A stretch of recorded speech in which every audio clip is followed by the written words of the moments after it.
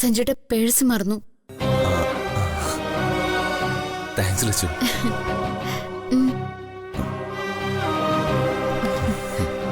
Lachu ice cream കഴിക്കുന്നോ? വേണ്ട, ശ്രീകുട്ടി ചേച്ചി കഴിച്ചോ. വാ ഇവിടെ ഇരിക്കെ. വാ.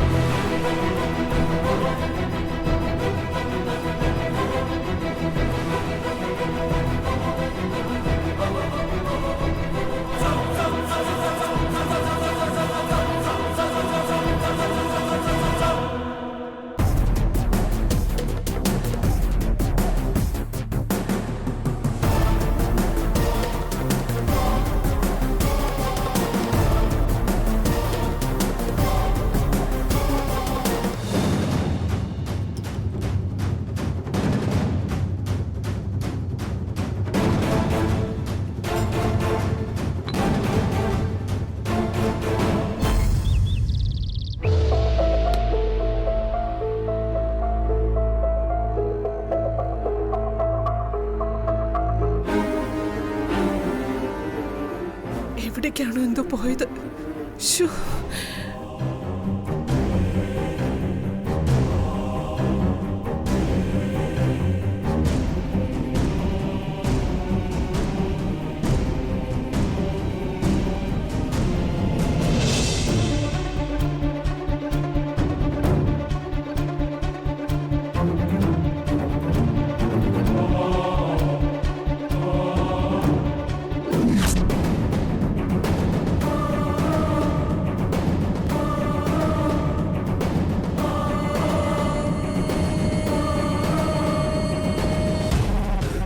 അമ്മേ, അച്ഛ,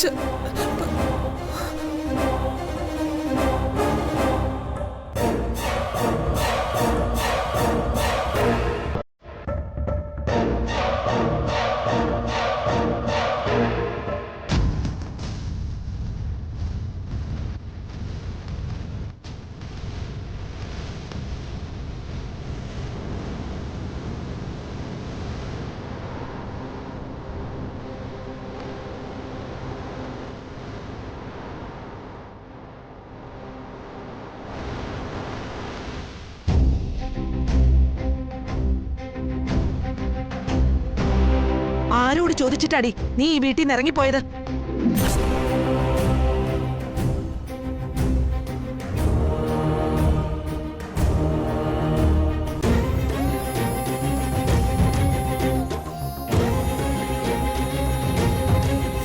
എന്റെ കുട്ടികളുടെ യാത്ര മുടക്കിയപ്പോ നിനക്ക് തൃപ്തിയായി അല്ലേടി?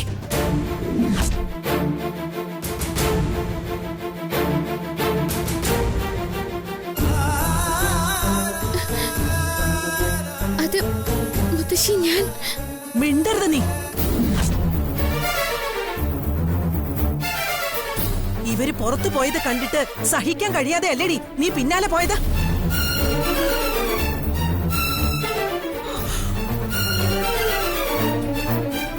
എന്താ മുത്തശ്ശി? നിങ്ങൾക്കൊപ്പം പോകരുതെന്ന് ഞാൻ ഇവളോട് പറഞ്ഞതാ. അത് കേൾക്കാതെയാ ഇവള് പോയത്.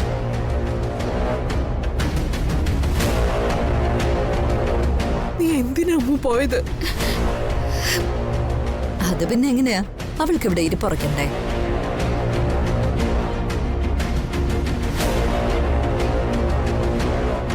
ഞാൻ വെറുതെ പോയതല്ല. പറഞ്ഞ് സ്ഥാപിക്കാൻ നോക്കുന്നോടി. പിന്നെ നീ ഇവർക്ക് കൂട്ടുപോയതാണോ? അവൾ തല്ലരുത്.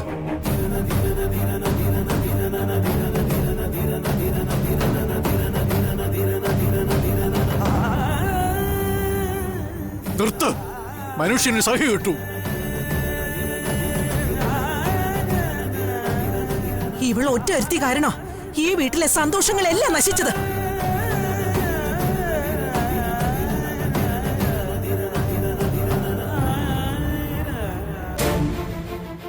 കള്ളക്കണ്ണീരാമ്മ.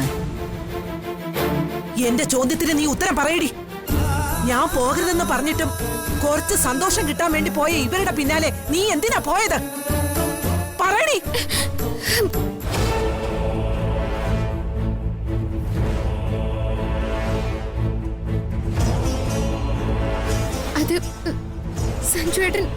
പേഴ്സ് എടുക്കാതെ പോയത്. അത് കൊടുക്കാൻ പോയതാ.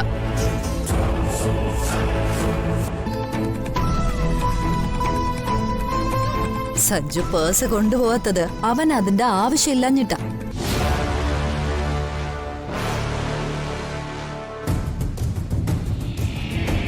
അവൾക്കത് അറിയില്ലല്ലോ. അവൾ കരുതി കാണും പൈസ കാണില്ലെന്ന്. ഓ, അല്ലെങ്കിൽ തന്നെ ഈ ഡിജിറ്റൽ യുഗത്തിൽ പണം സൂക്ഷിക്കാൻ ആരാ കൈ പേഴ്സും കൊണ്ട് നടക്കുന്നേ? ദിനേശ് ന്യായീകരിക്കാൻ വരണ്ട.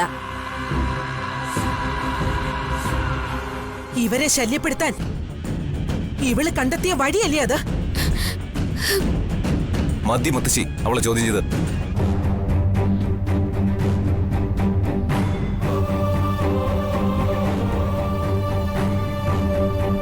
ഇവള് ചെയ്യുന്നതിനൊക്കെ സൈഡ് പറഞ്ഞിട്ടാ എന്ത് തോന്നിയാസോ ഇവള് കാണിക്കുന്നത്.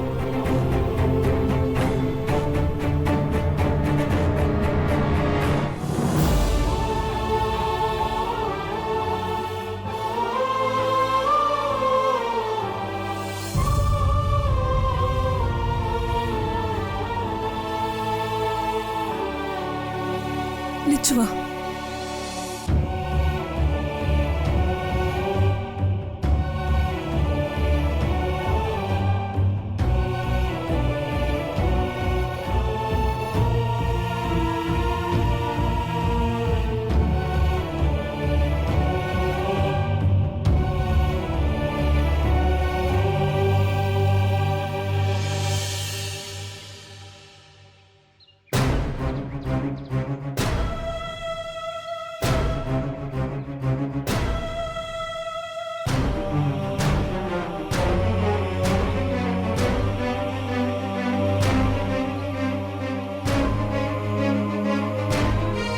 നാരായണൻ കൊണ്ടുവരുന്ന മരുന്നേ വിശ്വസിക്കാൻ പറ്റൂ.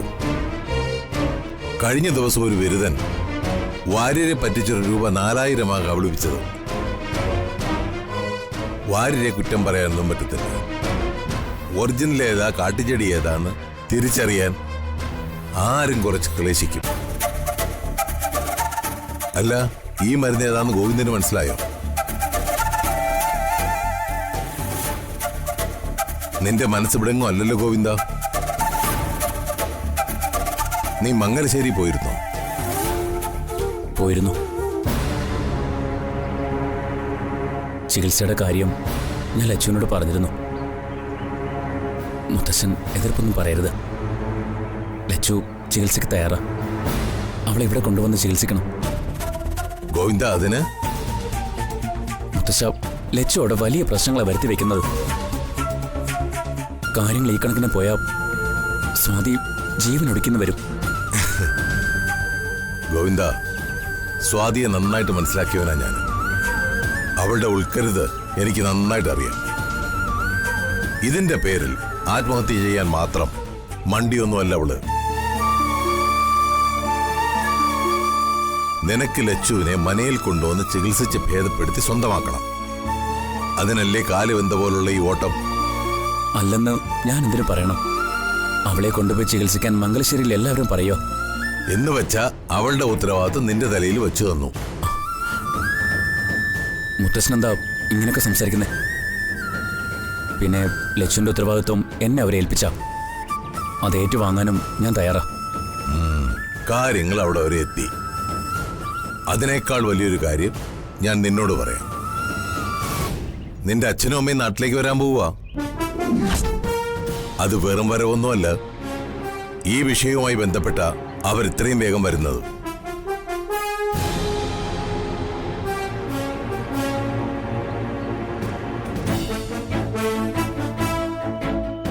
അരവിന്ദും രാജലക്ഷ്മിയും വെറുതെ അങ്ങ് മടങ്ങിപ്പോകുമെന്ന് നീ കരുതണ്ട മോനെ. പിന്നെ നിന്റെ വിവാഹം നടത്താനാ അവരുടെ ഈ വരവ്. രാജലക്ഷ്മിക്കൊപ്പം ജോലി ചെയ്യുന്നൊരു ഡോക്ടറുടെ ബന്ധത്തിൽ ഒരു കുട്ടി തിരുവല്ലാമലയിലുണ്ട്. അവർ തൃശ്ശൂർക്കാരാ. അങ്ങോട്ടും ഇങ്ങോട്ടും ഏതാണ്ടൊക്കെയോ സംസാരിച്ച ശേഷമാ അവരുടെ ഈ ധൃതി പിടിച്ചുള്ള വരവ്. അമ്മയുടെ പിന്നാലെ ഞാൻ പോകുന്ന മുത്തശ്ശൻ കരുതുന്നുണ്ടോ? ഒരമ്മയുടെ വയറ്റിൽ നിന്ന് വന്ന് ലോകം കണ്ട മകന് അമ്മ വിളിച്ചാ പോകാതിരിക്കാനാവില്ല. അറിയാവല്ലോ നിന്റെ അമ്മയെ. പലവട്ടം നിന്നെ നേർവഴി കൊണ്ടുപോകാൻ ശ്രമിച്ചത് തന്നെ രാജലക്ഷ്മിയുടെ പ്രകൃതം അറിഞ്ഞിട്ട് തന്നെ ഇതോടെ തന്നെ എല്ലാം നിർത്തുന്നതാ എന്റെ ഉണ്ണിക്ക് നല്ലത്.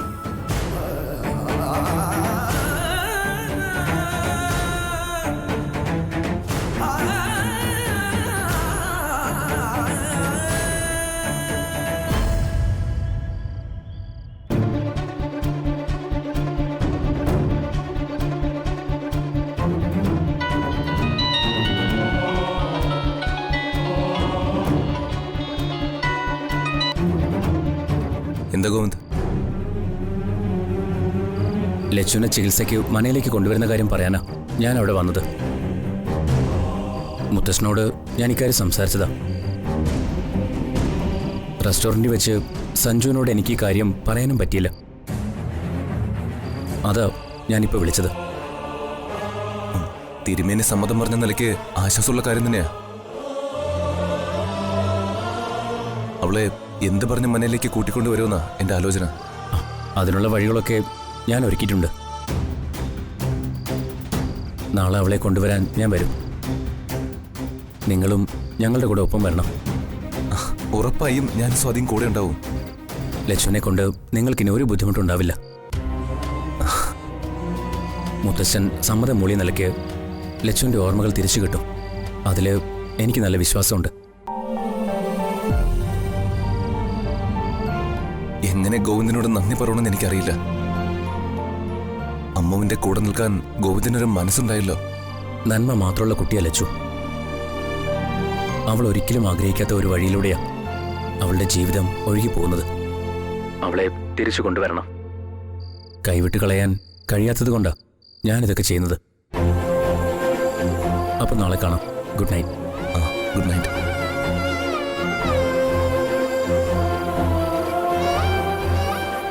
അമ്മനെ ചികിത്സയ്ക്ക് കൊണ്ടുള്ള വഴി തുറന്നു അല്ലേ?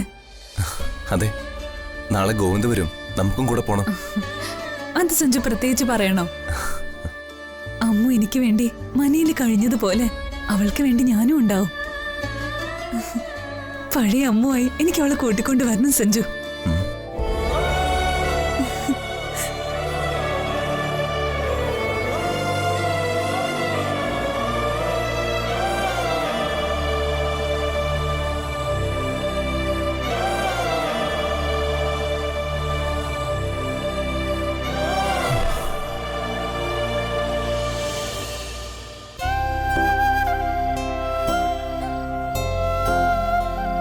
ആരോട് ചോദിച്ചിട്ടാടി നീ ഈ വീട്ടിൽ നിന്ന് ഇറങ്ങിപ്പോയത്?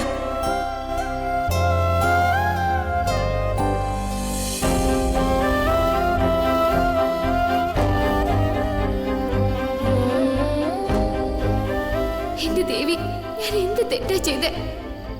എന്തിനാ മുത്തശ്ശി എല്ലാവരും എന്നോട് ഇങ്ങനെ ദേഷ്യപ്പെടുന്നേ? ഞാൻ ഈ വീടിനോ സഞ്ജുവേട്ടനോ ദോഷം വരുന്ന കാര്യങ്ങൾ എന്തെങ്കിലും ചെയ്തിട്ടുണ്ടോ? എന്താ ഇങ്ങനെ? എന്നിട്ടും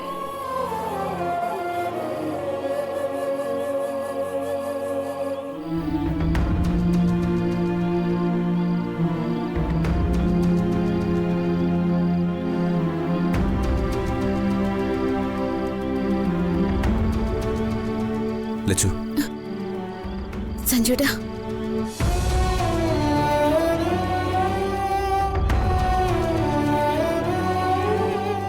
ലച്ചു എന്തിനാ ഇവിടെ വന്ന് ഇങ്ങനെ ഒറ്റയ്ക്കിരിക്കുന്നത്?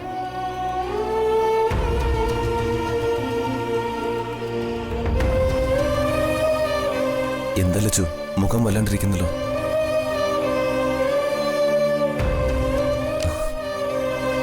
എന്താ കാര്യം പറ. മുത്തശ്ശിനെ വഴക്ക് പറഞ്ഞത് സഞ്ജുവേട്ടനും കണ്ടതല്ലേ? അത് ഞാൻ പേഴ്സ് സഞ്ജുവേട്ടനെ കൊണ്ട് തന്നതിനല്ലേ? അത് ആവശ്യമുള്ള കാര്യമായിരുന്നില്ലേ? പിന്നെ എന്തിനാ മുത്തശ്ശി എന്നെ എപ്പോഴും ഇങ്ങനെ വഴക്ക് പറയുന്നത്?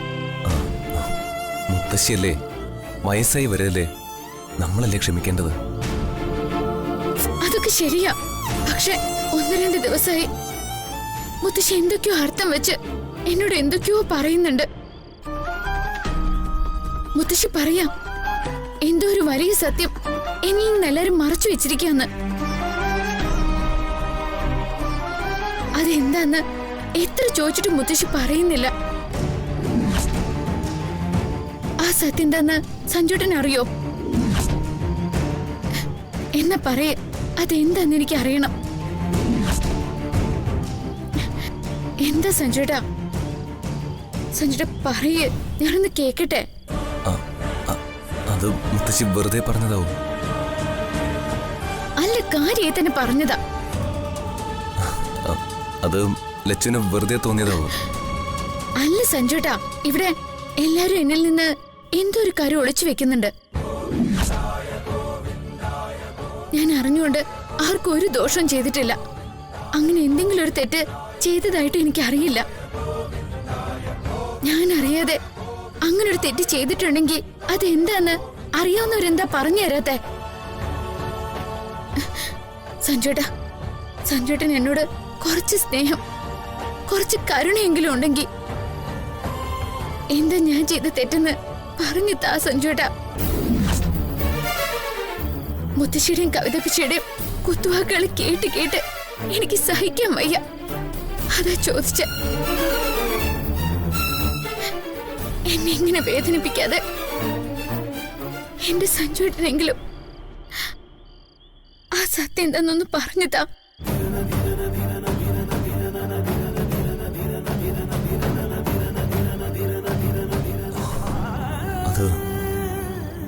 അത് ലച്ചു, നീയല്ല, ഞാനാ തെറ്റ് ചെയ്തേ. സഞ്ജുട്ടനോ? അതെ, ഞാൻ മാത്രമാ ആ തെറ്റ് ചെയ്തേ. സഞ്ജുട്ടാ,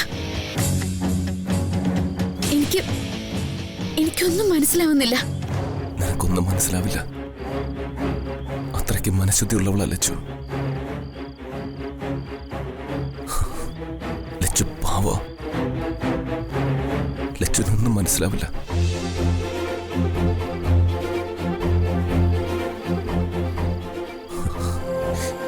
സത്യത്തെ ലച്ചന്റെ ഈ വേദനയ്ക്കെല്ലാം കാരണം ഞാൻ ഒറ്റൊരുത്തനാ.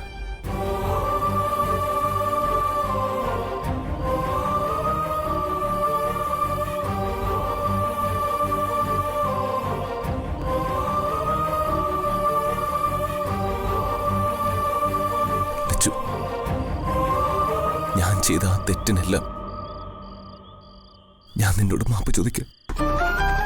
മാപ്പ്, എല്ലാത്തിനും മാപ്പ്.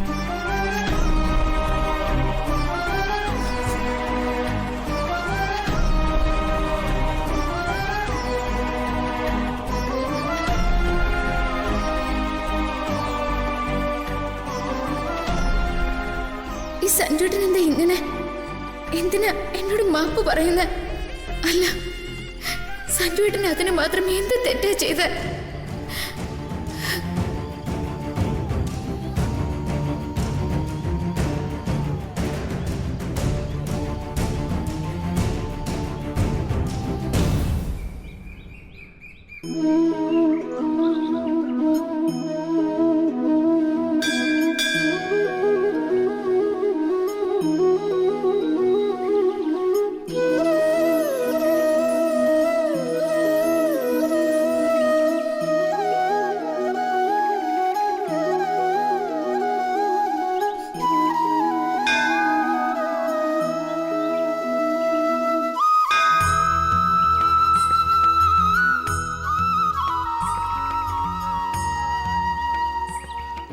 ദേവി, ഇന്ന് ഞാൻ മൂസ തിരുമേനിയുടെ മനയിലേക്ക് പോവാ.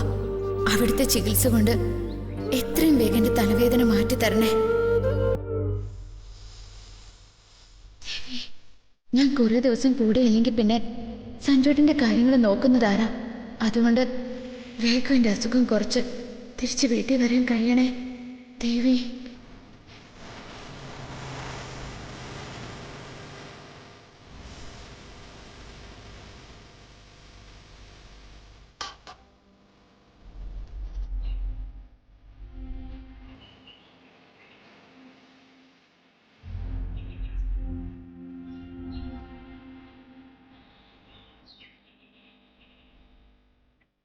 ആ വർമ്മ സാറ് സ്ഥലത്തില്ല, മുംബൈയില്.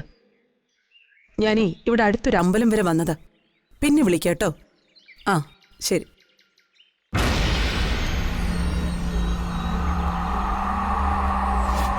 ആഹാ, നായിക വരുന്നുണ്ടല്ലോ.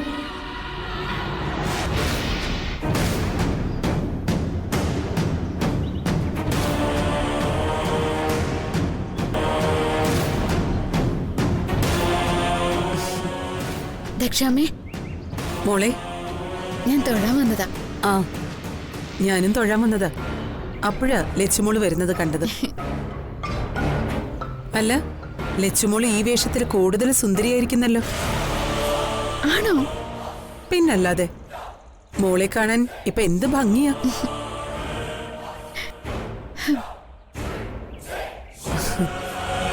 എനിക്ക് എന്റെ സഞ്ജനിയെ പോലെയാ ലച്ചുമോള്. എന്ന് പറഞ്ഞാ എന്റെ സ്വന്തം മോള് തന്നെയാ നീ. മോളും എന്നെ അങ്ങനെ ഒരമ്മയെ പോലെയല്ലേ കാണുന്നേ? പിന്നല്ലാതെ, എനിക്ക് ദക്ഷാമ്മ എന്ന് പറഞ്ഞ സ്വന്തം അമ്മയെ പോലെയാ. അപ്പോ ദക്ഷാമ്മ ഒരു കാര്യം പറഞ്ഞാ മോള് കേക്കും അല്ലേ? ആ കേക്കും. ഞാൻ പറഞ്ഞ ലച്ചു എന്തു അനുസരിക്കുകയും ചെയ്യും അല്ലേ? ആവശ്യമുള്ളതൊക്കെ അനുസരിക്കും. എന്നാ ഞാൻ മോളോട് മോക്ക് നല്ലത് വരുന്ന ഒരു കാര്യം തന്നെയാ പറയാൻ പോകുന്നേ. എന്താ? കേക്കട്ടെ. മംഗലശ്ശേരിയിൽ എന്റെ ലച്ചുമോളിപ്പോ വലിയ വിഷമത്തിലല്ലേ?